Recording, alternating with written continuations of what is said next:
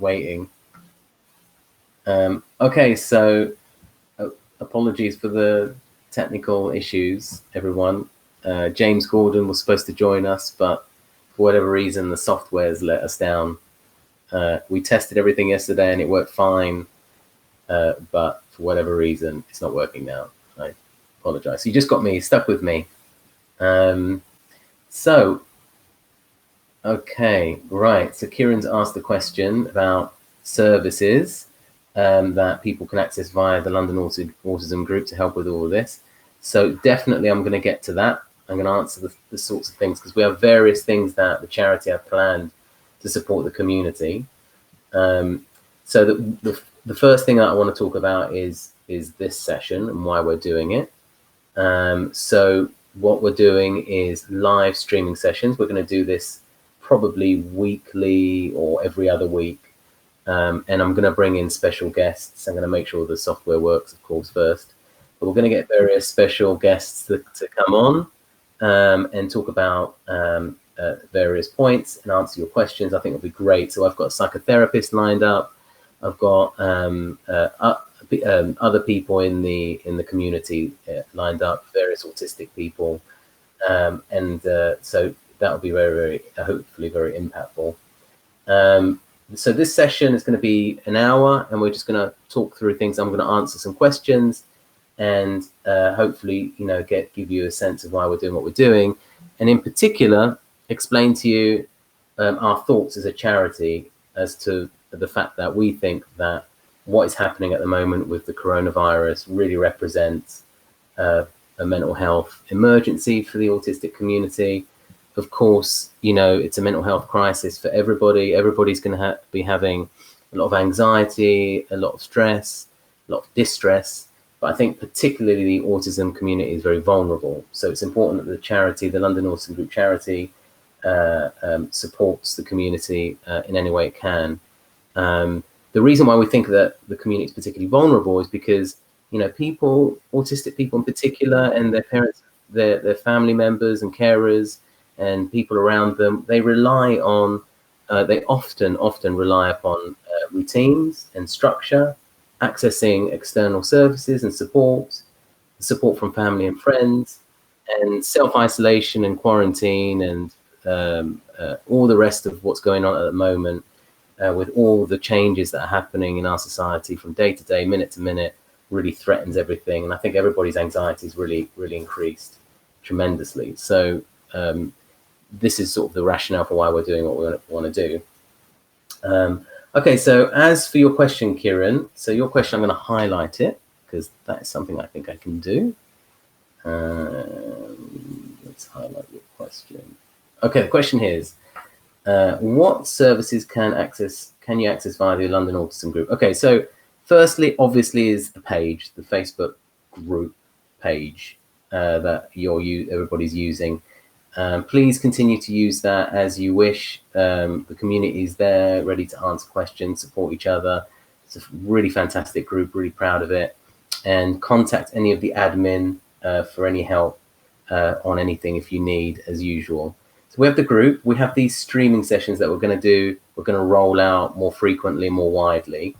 Another very important thing that I want to talk about is a peer support initiative. So at the bottom of the screen, you might see this ticker going along, and it says, one of the things it says is, if you're interested in the local peer initiative, to message me directly. So this is something that the charity wants to do, in that we're going to ask people, if they wish to join this initiative, to message me and say that they're interested. And the initiative is for identifying somebody from the community who's local to you, that you can be paired with through WhatsApp or a Facebook Messenger. You know that there's someone in a similar kind of boat who also identifies with the autism community, that's local to you, that you can quickly access through your phone, through your mobile devices, and know that there's someone local just in case you need that support. So we think that could be quite valuable, and we want to roll that out. But I think the best way to roll that out is if people who are interested and are listening to this message me, Chris Papadopoulos directly through Facebook Messenger and tell me that you're interested in this initiative and you'd like to sign up, essentially. If you sign up, please make sure you tell me in your message approximately where in London or the Southeast you reside, that you're living in, so that we can match someone up next to you. So that's something that I think could help, hopefully. The other thing that we want to do is something called instant messaging mental health support. So through the charity, we're trying to recruit some volunteers, students, psychology students, or anybody really that has some free time and an interest in supporting the mental health of the autism community. So obviously this includes you guys, anybody that's got some time and some energy to put to this. And what we want to do is ask these volunteers. Well, actually, we're going to train them first. So we've got this psychotherapist who's going to offer the volunteers provide some training, some mental health training, and then we're going to provide this as a service for the community. So if you feel that you need to talk to somebody through instant messaging for specific mental health support, perhaps to reduce your feelings of anxiety or stress, or just get some general advice and guidance, and you want to talk to someone privately and that has had this kind of training, then that's what's going to be on offer to everybody in the community. However, we do need volunteers. So I've identified a few people already, but this is a sort of call right now for anybody who is interested in volunteering for the charity to go to the charity's webpage, which is LondonAutismGroupCharity.org. That's LondonAutismGroupCharity.org. And go to the volunteer page. You'll see it's very clear. It's on the landing page. There's a link to it. And fill out the form, and we'll get that and contact you. Because it isn't just mental health through instant messaging or the peer support initiative or these live streaming sessions. There are other things that we need help with very significantly. So one thing that we do also is called the Autism Podcast. This is something that comes out every month or at worst 2 months. And that requires quite a lot of work. If we could have a volunteer to support us in the production of the podcast, that would be amazing. And also we have various social media channels that we have running, that we've started, that we could really use some help with. James has been running with that, and he's been doing a great job, but it's just James. So we really need any help we can get with regard to running those social media accounts. We've got an Instagram account and a Twitter account. The Instagram account is, let me give you the correct name. I should know this off the top of my head. I think it's Lag Charity. Yeah, it's Lag Charity is the name of the Instagram account. So if you just go to Instagram, type in Lag Charity, sign up, you'll see it. And it's the same with Twitter. So we have a Twitter account, Lag Charity. Please follow that as well. And as I said, if you're interested in supporting us with social media or anything else, please go to the website. That's London Autism Group Charity.org and fill out the volunteer form, and we'll be in contact with you. So to sum up, Kieran, your question, this group, these streaming sessions that we're going to be doing, which hopefully provide support, the peer initiative, the instant messaging mental health service, the podcast, and finally, I should also add, we have some resources specifically for support during the coronavirus epidemic on the website that James has added. So James and I have been sort of identifying different things on the internet that we think are specifically useful for the autism community that we've listed on our website. So if you go to, again, that website, LondonAutismGroupCharity.org, and click on what we do, and then scroll down, you'll see a useful information tab, and click on that, and you'll find it. You'll find it right there. I might link that in as well, so it's clear. So I hope that answers your question, Kieran. But the other thing is, I just want to ask you guys, either now or afterwards when you're listening to this recording, for any thoughts on what we're doing. You know, you might have some ideas about how we might improve what we're doing, or something that we haven't thought about.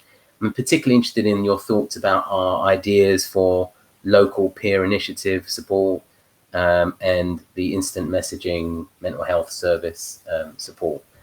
Obviously, we haven't launched those things yet, and we're planning them, but we hope to implement them soon. So while we're planning, if you've got any thoughts or ideas as to how we might improve those things, or make it more impactful, you know, we're all ears. So yeah, thanks for that question, Kieran. I had a question earlier from Jay Blues on the website, on the Facebook group, who asked, hang on, let me take off your question, Kieran. Okay, so Jay Blues, I think I better answer her question since she specifically asked it. So she asked on the group if that she's been informed that her son can attend a nursery at a different site, and that she's wondering about how to prepare him for this change, and that she's never used visuals or a timetable yet, but thinking of maybe doing so, but just not sure when and how to start. Any tips? Okay, this is a very good question, because it relates to another big change in circumstance. And I think that in itself, regardless of what that change is, particularly for autistic people and the wider community, can trigger a lot of anxiety. So I think number one, it's important to recognize that fact. You know, we need to be mindful of the fact that this is going to be very anxiety provoking and confusing. So how can we reduce that anxiety and stress, and prepare him appropriately and effectively? Well, I'd say, as you said in your message, some visuals would be really, really helpful. So visual log, perhaps using PECs, a visual diary explaining through a social story how, you know, what's happening and what to expect, and to sort of talk him through that, definitely. The other thing is to try to explain to him what's going on with the coronavirus and the whole situation, but do it in a sensitive, very sensitive, structured, clear way that doesn't add to confusion. But I do think it's important to communicate generally why we've got all this change. You know, I think if there is that wider understanding as to why this is all happening, then that might help in itself reduce anxiety. So there is a very good, I came across a nice social story on the National Autistic Society's website. This is going to be linked in on our website, so we've got that in there. But it's a story, a social story that talks about how to talk to your autistic children, to explain to them in a sensitive and clear, appropriate way about what's going on with the coronavirus. And I think that in itself can help for sure, as it provides that context, as I said. And then the visuals. And the other thing is, I would suggest going to the new nursery's website, and showing again what the new nursery looks like. You know, reading, you know, different information about that new nursery. Essentially, you know, providing as much information you can so that your child can familiarize himself about what to expect, and so it isn't a complete shock to the system and surprise when he begins that new nursery. Finally, the other thing I would recommend is contacting that nursery, talking to staff, explaining to those staff, you know, who your son is, you know, what his personality is like, you know, what he likes, what he doesn't, because it's going to be difficult from the new nursery side as well to know how best, what kinds of strategies work best, what kinds of interaction methods work best, and sort of informing them and talking to them and having a two-way channel. It can really only help, I think. Lastly, the only other thing I can think of is to ask the community on the Facebook group as well about what they think, because they're always very, very helpful. So I hope that answers your question. So again, I just want to remind people that we are planning this peer initiative. If you are interested, please, please, please message me and state where you are, and I will join you up. And stay tuned for the next live stream, in which I'm going to try and bring in a special guest. If anyone has any specific requests for a special guest, perhaps a type of professional, or somebody that offers a particular perspective on things or particular expertise on things, let me know. I'm reasonably well connected and also very, very determined.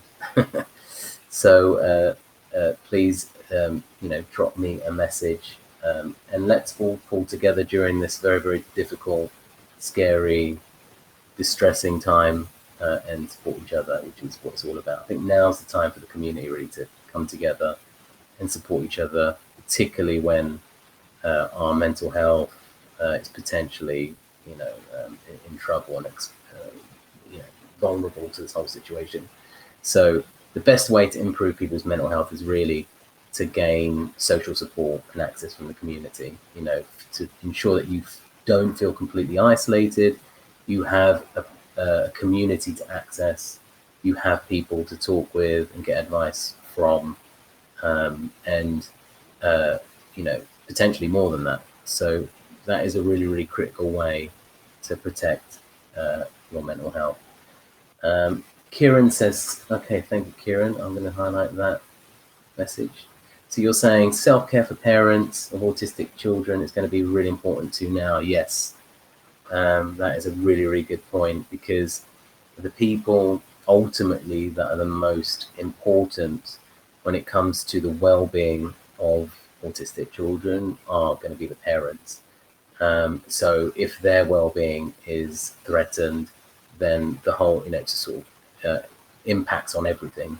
So parents, if you look after your own mental health, try to be self-compassionate, find ways that can reduce your own anxiety and distress, communicate with others, look after yourself, ultimately, parents, as much as you can. That's going to be great and beneficial for you, obviously, but also for your family and your autistic children. I think autistic children are going to draw a lot of strength and reassurance from their parents, and so it's all the more important that parents try to find ways of supporting themselves.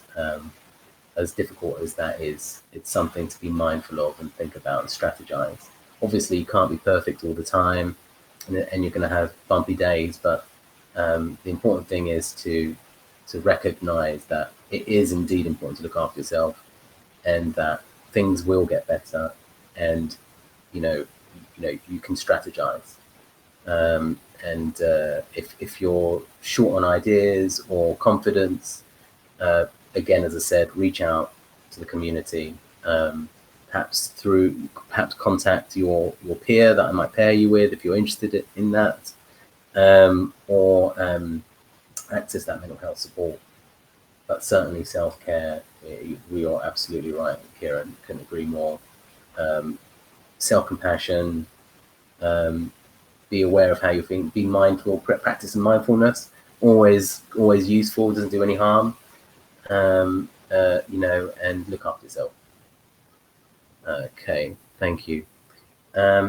Right, so, okay, James has just put up the link to the charity resources that we have for the coronavirus. That's the link So if you want to access those resources, there's some really good stuff there. I'm going to quickly bring it up myself so I can tell you more specifically what's there.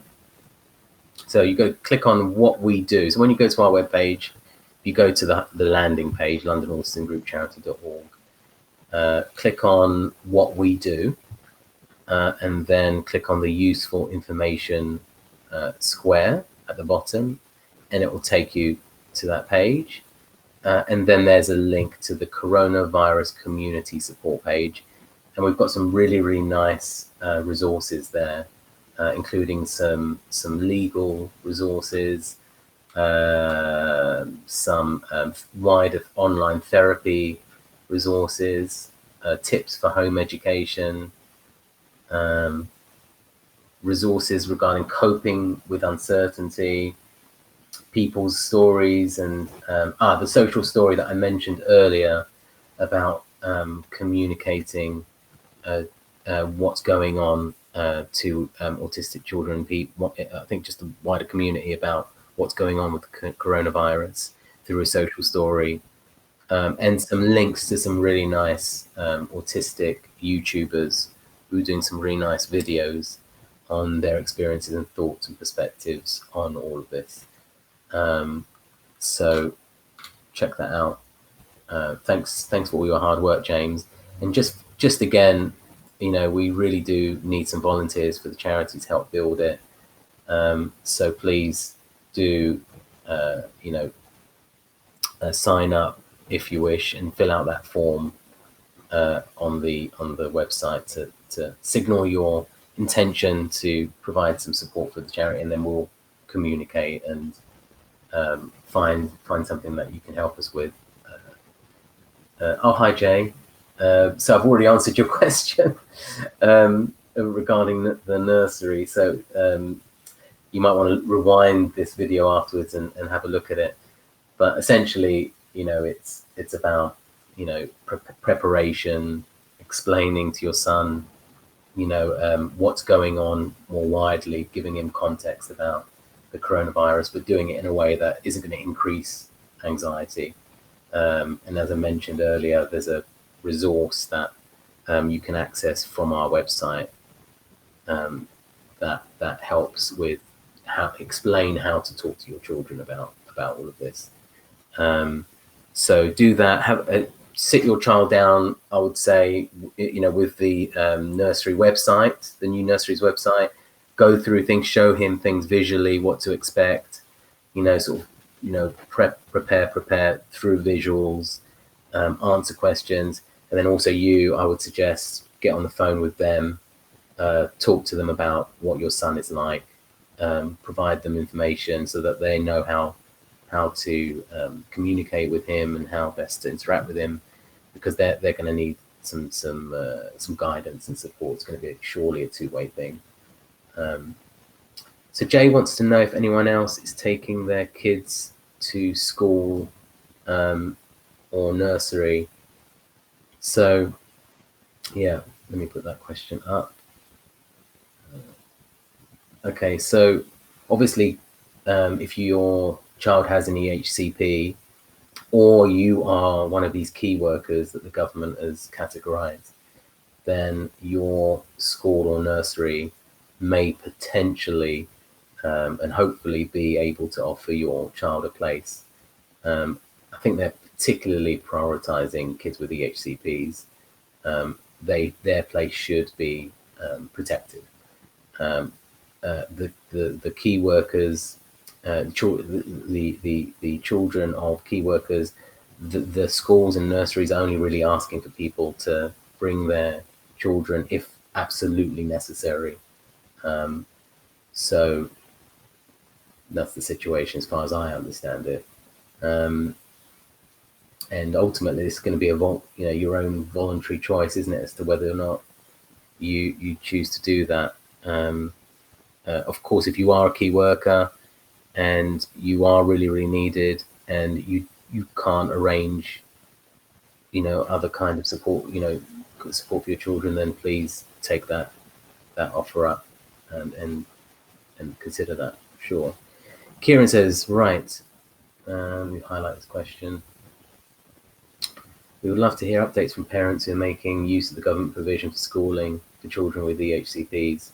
Please do let us know how you get on. Definitely, yeah. Let us know what those experiences are like, what's happening. Yeah, post your experiences, definitely. That's going to be reassuring and helpful for the wider community. The whole situation is very confusing. We're fortunate, my family's particularly fortunate because our primary school head teacher has been very communicative with us, sending us, regular, detailed, clear emails as to what the arrangement is at our primary school. So things are quite clear, and people have the ability to make a clear, informed choice. I think for many other people, that's going to be potentially different. So I would recommend really communicating with your school for clarification if things aren't clear. And as Kieran says, please do post your experiences and let us know how you get on. Useful for everyone. So excellent. So as I said, we're going to try and make these live streams a little bit more regular. Maybe do another one next week. I'll try and bring on a special guest, hopefully bring someone on, and maybe we can continue to build this, and hopefully it's of some support. I'm sorry about the technical issues today. I've no idea why these issues happened, and we will see you again soon. So bye bye from me, and take care.